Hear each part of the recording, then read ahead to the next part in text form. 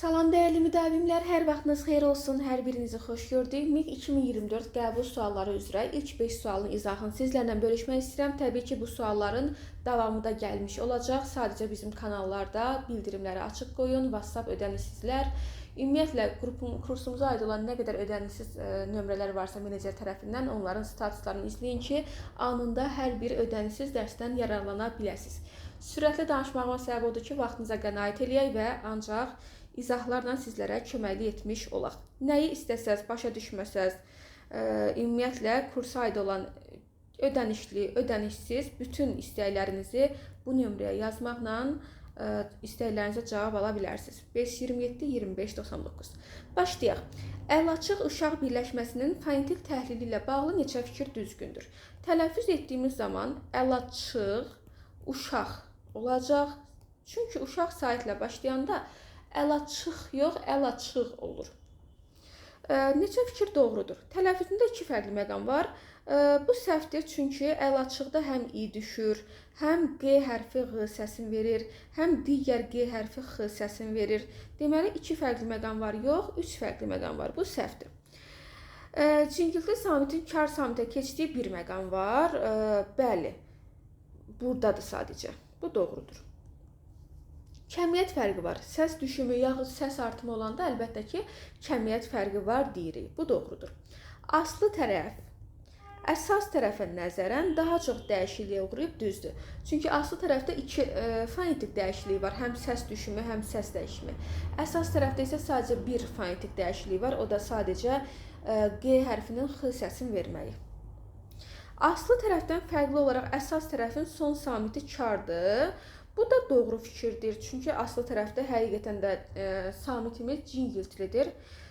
Əsasda isə kardır. Bizdən də doğruları istəyir. Variantımız olacaq D variantı. 2.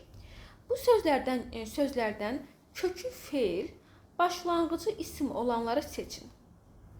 Şərt qarışıqdır, razıyam. O zaman gəl birlikdə hər birinin həm kökünü tapaq, həm də başlanğıcın. Uçmaq kök, uçqundakı başlanğıc. Dinləmək kök, dinləyicilərdəki başlanğıc. Düşünmək kök, düşüncə başlanğıc. Böyük, bir dəqiqə, çox getdik, day bunu buraya qədər eləməyin ehtiyacı yoxdur. Böyümək, ay Allah. Uç kök, uçqundakı başlanğıc. Aha. Böyümək kök, böyüklük başlanğıc. Dağıntı kök, dağıntı başlanğıc. Baxmaq kök, baxışlarındakı başlanğıc.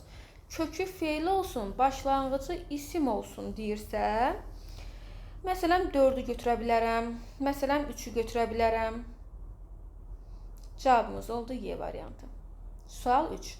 Ammonim sözlər cərgəsini göstərməliyik. Məsələn gözdür, başdır, bunlar ammonim ola bilməz, çox mənalı sayılırlar.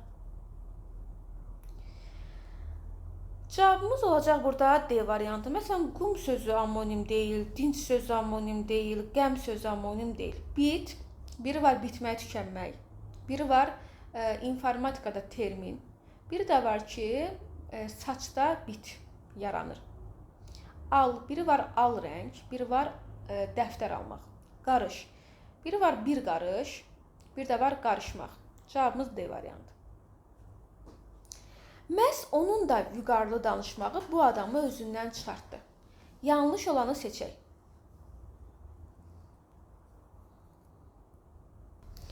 Bəli, özündən çıxartdı frazemdir, xəbər. Adamı, tamamlıq, hansı adamı bu təyin, nə onun vüqarlı danışmağı mübtəda. Məhz sözdə ədatdır deyə təhlil olunmur. Aha, yanlışı seçək. Təyini İşarə əvəzli ifadə olunub, doğrudur. Cümlədə iki köməkçilik hissəsi var, doğrudur. Bax, biri bu, biri bu. Xəbəri frazemlə ifadə olunub, doğrudur. Tamamlıq sözlə ifadə olunub, bu da doğrudur. Cavab A variantı. Cümlədəki tərz hərəkət zərfliyi. Elə bu qədər oxu bəsindir. Cümləmizdə çünki tərz hərəkət zərfliyi, ümumiyyətlə zərfliyi yoxdur. Ona görə cavabımız yanlış olaraq A variantı olacaq. Sual 5-ə baxaq.